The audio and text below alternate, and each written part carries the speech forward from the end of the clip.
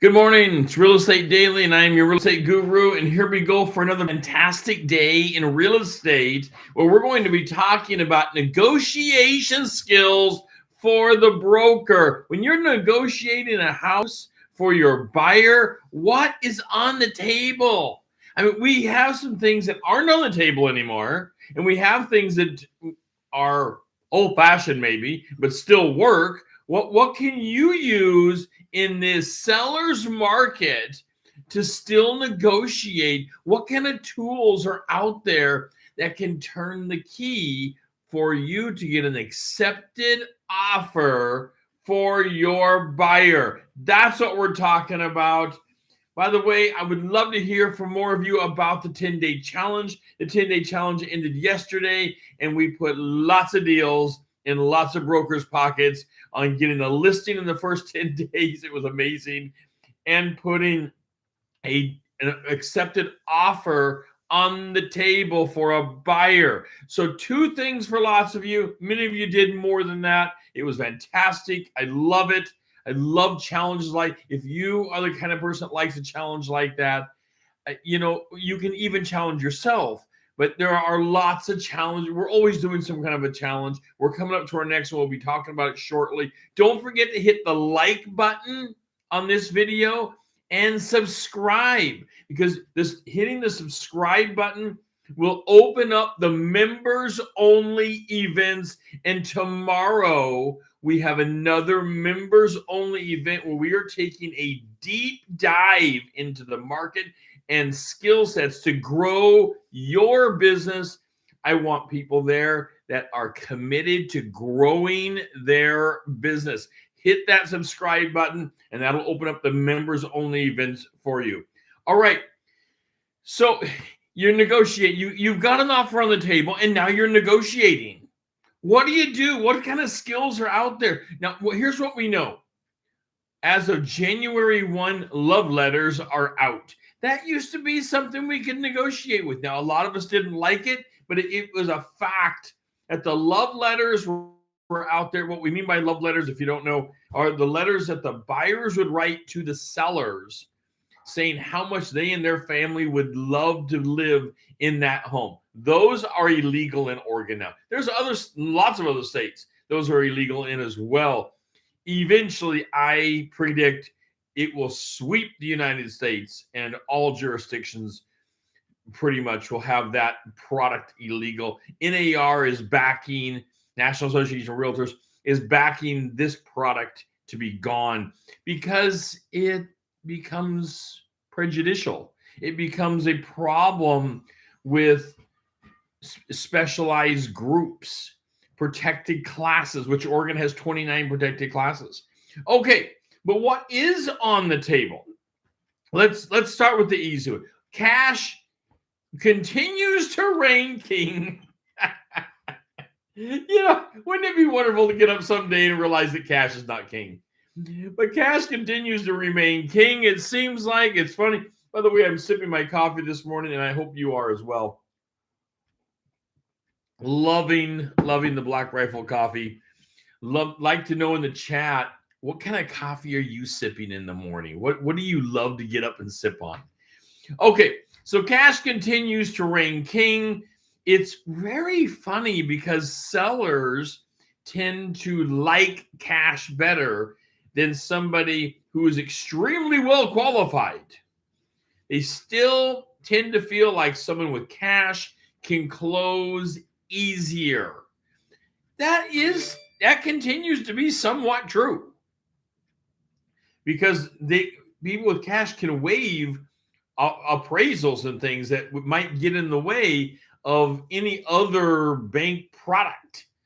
So if cash is still on the table, if the cash is possible, well, you can use that to your benefit, and we all know that. But what if there are no dollars to put on the table for cash? What do you have? Well, first, I want to talk about the negotiation skill of not using dollars. In fact, even for people with cash, I wouldn't turn to dollars first. That's not how I would close a deal and benefit my buyer the very best. I wouldn't turn to dollars first. Don't waste their money, because there are other things that you can do before you turn to more dollars. So using our standard example of a $400,000 house, do you go up to 410 right away or 425 right away? You just throw more cash on the table, more money, whether it's cash or from a lender to the seller at the end of the day, isn't going to care because they're going to get their money. So what do you do though if it's not cash? Well, you can throw things on the table like a quicker closing date. Let me tell you, a fast closing date can be in many ways a substitute to going up in price. If you're able to close, even with a lender, if you've got your lender and the buyer really tied together closely, and they have all that pre-approval stuff done, and they're ready to walk in with the address of the home to underwriting, you may be able to close this thing in 21 days. That's incredible. That's almost as fast as someone walking in the door with just straight cash could do. So think about that when you are needing to sweeten the deal of the negotiation. Closing dates are incredibly impactful to sellers. What you have to do is you have to put your seller's hat on. Just briefly put your seller's hat on. I know you're in, as a buyer, you're not representing the seller. That's okay. It's powerful to always look through the other lens. It's too easy to sit back and say, oh, well, they can do anything they want. Now, you know, they probably have pressures of their own. Both sides have goals. Both sides have motives. You're representing the buyer, and they have a motive to get into this house, and their motives might be because of school, being close to family, and getting that extra bedroom for the kids. Who knows? But the seller also has motives. And if one of those motives can be met by you closing this deal faster, that's something that won't cost you any money. Also, most loan products don't make the buyer take possession for 60 days. This is another tool. Well, you can close fast if, and you've got to know your buyer, if it's possible to, and the seller needs it, to give them time, and maybe you can give them time without pity, PITI, principal, interest, taxes, and insurance, on a daily rate, because that's typically how we calculate daily rent rates, would be through pity. Not always, but it is one of the typical ways to do it.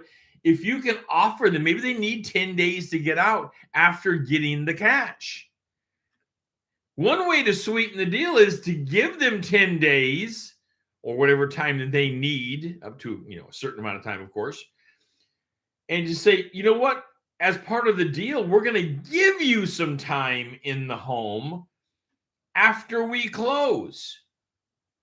That can sweeten the deal like you can't even believe. Put that into the offer that your buyer is willing to work with them on time after close, a quick closing and a slower get out of the home. That gives people time. They might need the funds to close their own deal. I mean, come on, we all know this. They have goals. They're trying to do something on their side as well. That can sweeten a deal like you can hardly believe. That can actually move the pieces onto your side, where you are the one now negotiating at the top rung, and you may not have the top dollars on the table of the 10, 20 offers that are out there. Wow, we are headed into such a crazy time again. Here it's the 11th of January. We're already headed into a year where we know we're going to be having multiple offers on most of the homes out there. It's crazy. And having some negotiation tactics that don't cost your buyers money up front is huge. And that's what we're doing today. Okay, next, lenders. Not only is it important to have the right lender, but it can be impactful to have the lender make a phone call to the seller's agent, or if they're unrepresented, to the seller directly. So they're an agency of themselves, and talk to them about how well positioned the buyer is to close this deal. Now you're hearing from an invested third party, but nevertheless, a third party is getting to talk to them about in the benefits of your buyer. You don't think that the lender wants to close the deal? Of course, this is how they get paid. They get paid by closing deals. They will do this for you. They will call the other side and talk about how well positioned your buyer is. Hopefully they are well positioned, but if they are well positioned and they have everything done, they can call and say, we're going to be able to close this thing early. This is going to go through. The buyer is well positioned. The buyer is well qualified. The buyer has the money to do it. And this is being backed up by a lender. That's some power in your pocket.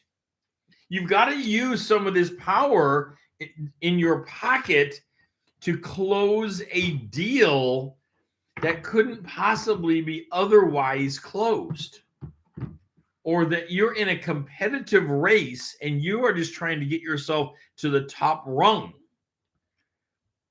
Let's get you up there, and the negotiation starts the minute you submit an offer. It really starts even prior to that, but that's more with your client. It starts when you're looking at the home, but it starts in earnest in the contract piece the minute you submit the offer. It doesn't.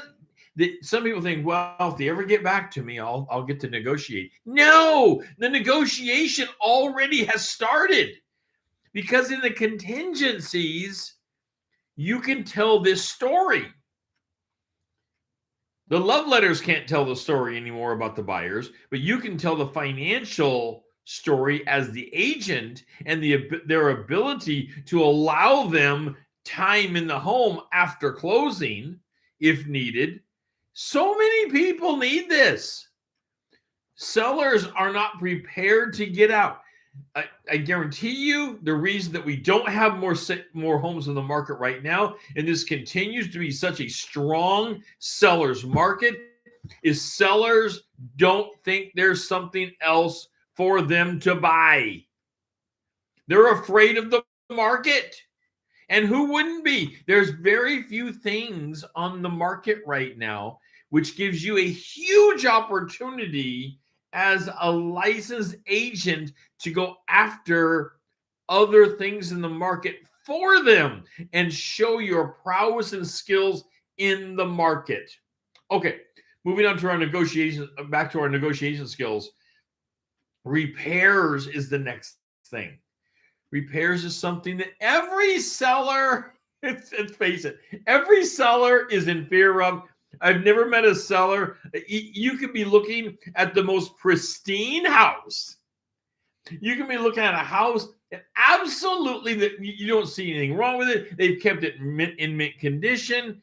They've had everything done to it, and every seller is afraid of what's going to come about in the repair. Because let's face it, there's never a perfect house.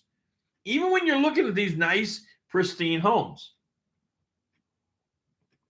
Pardon me when I sip my coffee.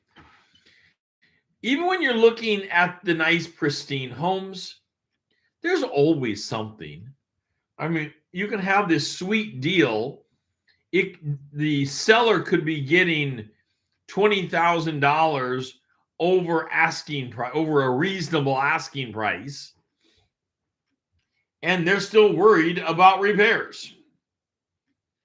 Well, this is another opportunity for you to pre-negotiate. Now, here's where you've got to be in the head of your buyer. You've got to know your buyer. You've got to have the conversations with your buyer in advance. Now, caveat to negotiating repairs before we even get in. I would never back someone saying that they're going to waive inspections. How you use the inspection is different.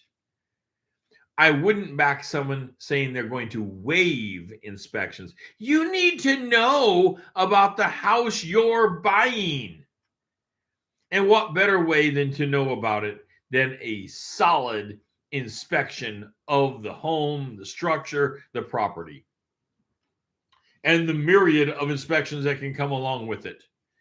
This puts you in a power position. But what you can do is limit the exposure of the seller up front by saying something like, we will not ask for more than $2,000 in repairs, $5,000 in repairs. We will only ask for small repairs. You can word it craftily, of course, but you can limit the exposure. Thereby, that tells the seller, well, I'm never going to be out a lot of money. And they're not going to ask for a lot. Now, that does not stop you from walking away from the table. Negotiation is still on the table because you can walk away. And at point, if it's more than your amount you stated, or if you said something else like small, so you're being nebulous about it, and you're simply walking away, that's certainly in your power. But it also allows the other side to say, wait, don't walk away. What can I do for you? So negotiation is still on the table. You're keeping it squarely on the table where it needs to be. The arm's length handshake across the table is a perfect negotiation, and that's what you want, is an arm's length negotiated contract that you had the skills to negotiate for your buyer. And these are some hot tools to put it in their pot, so it's all cooked up just for the buyer. It's the other side's problem to make sure it's cooked up for their side as well. We're not trying to run roughshod over them. These are just great skill sets to have. When money is no longer on the table, you have to talk about non-money items.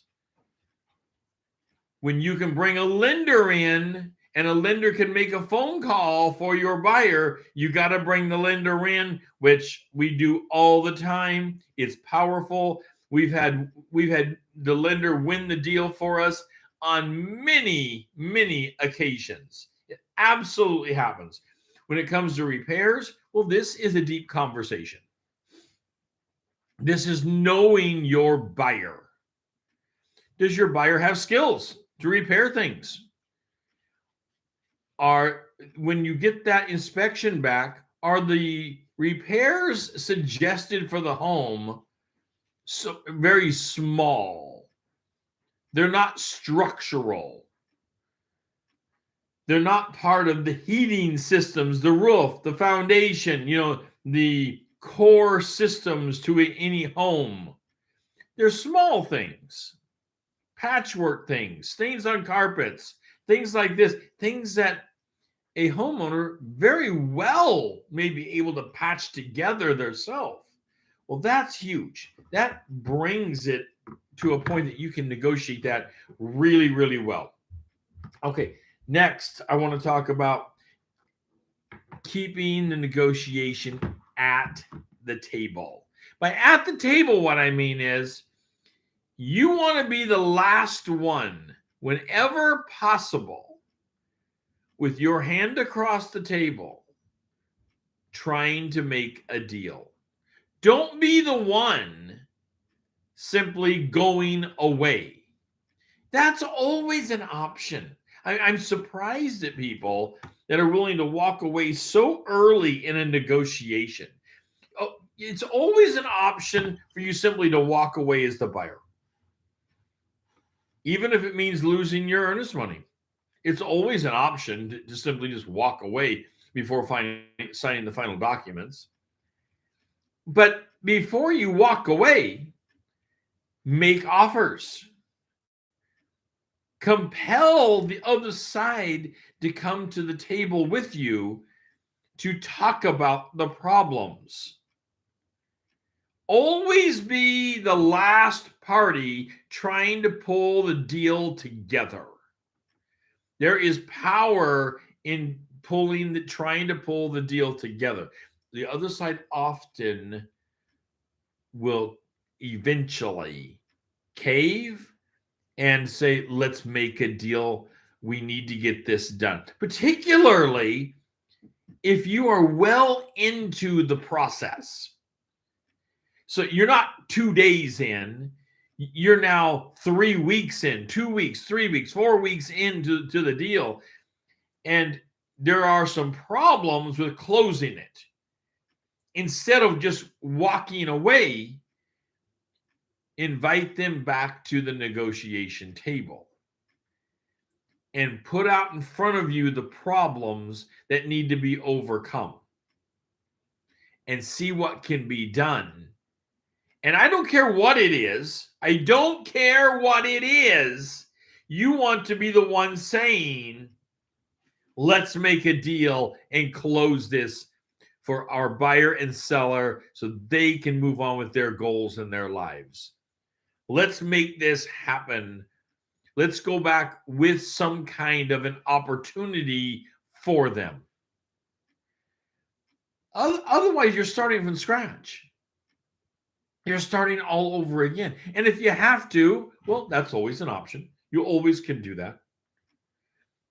These are some hot opportunities for you, though, to show your prowess, your knowledge, your ability, and skill sets of negotiation are being shown right in front of your client at that moment. Let me tell you, you want to make a big difference in people's lives? You want to make a big difference in how people feel about your ability to negotiate something?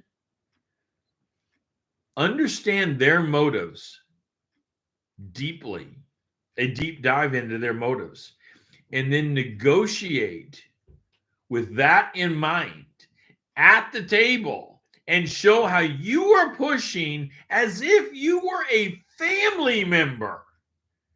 You will not be forgotten. I promise you. You won't be forgotten because all of a sudden they realize they've got somebody fighting for them.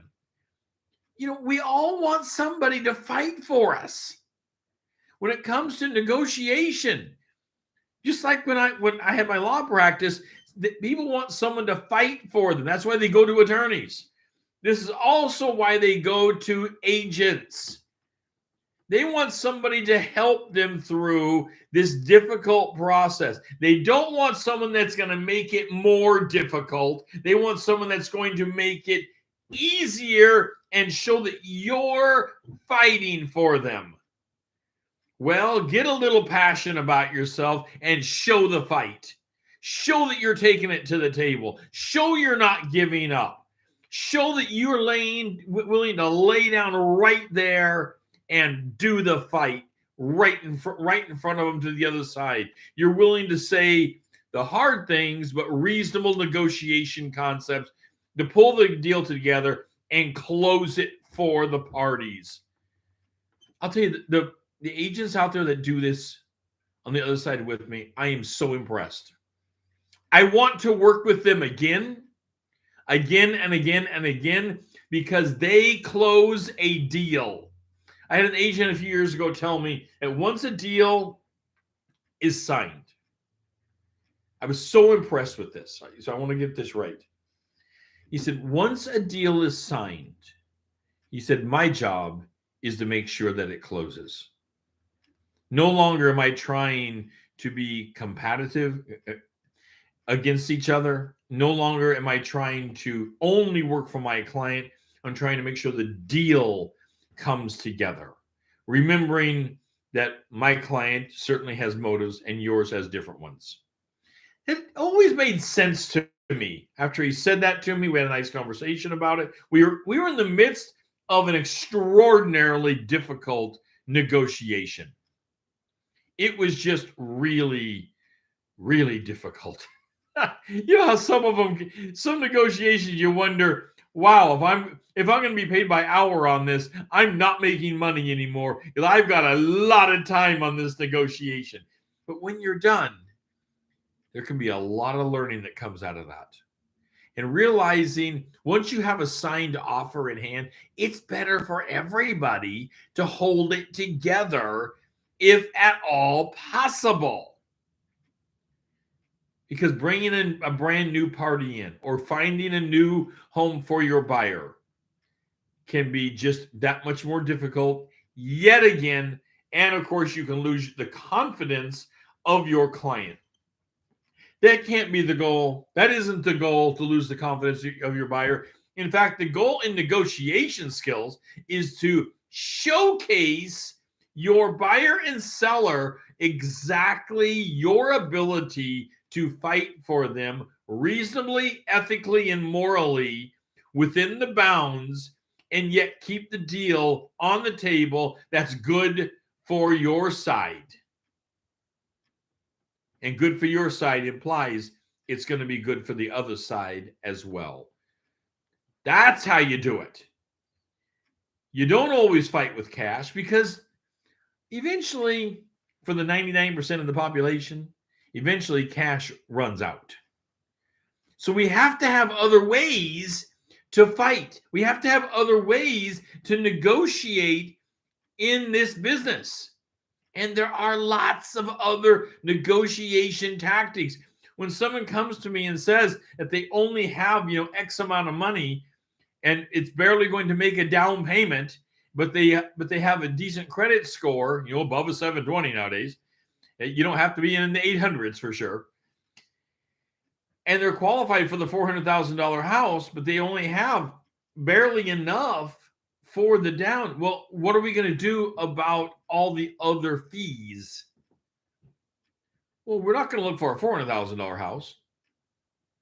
We're going to look for something they can negotiate with and roll their closing costs into. So we're going to prepare our buyer in advance of what they're looking for so they can be competitive with the house they're going for, knowing that they're still going to want to push the market. Everybody wants to push the market as far as they can. That's okay. That's part of the game, you guys. That's why we love real estate. It's about a win-win-win. Helping a family get into the home of their dreams for them, their family, their friends, their children. Which usually means they are pushing the financial paradigm all the way up to the bitter end. That's okay. You've got to be okay with that to win in this business. Which also means at the end of the day, you're going to be negotiating things that are non-financial, non-cash. Things like allowing the other side to be in the home for a few days after closing can be amazingly impactful for people to be able to close a deal and they can still be in the home. I'm not saying to use that one, but it is certainly something that you need to have as a tool on your tool belt that you can whip out and say, wow, we can do this. Have you thought of this? Remember, you're the professional. You're the one that has heard of these things, studied these things, and know them. Usually not your buyer or seller. If you're on the seller side, all these things also apply. I just happen to be using the buyer side right now. But on the seller side, all of these things apply, of course, because you can offer it in an addendum to the contract going the opposite direction to make the deal happen. It does not have to happen from the buyer's side. It absolutely can happen and often happens either in a counter offer or in a continued negotiation after the contract is on the table, and you are further defining the relationship to get you to closing. And my goal is to build your business, keep deals on the table, and get you to closing and the check in your hand. I'm your real estate guru. This is Real Estate Daily, where we coach to get a bigger business for you every single day. We'll be talking soon. Take care, guys.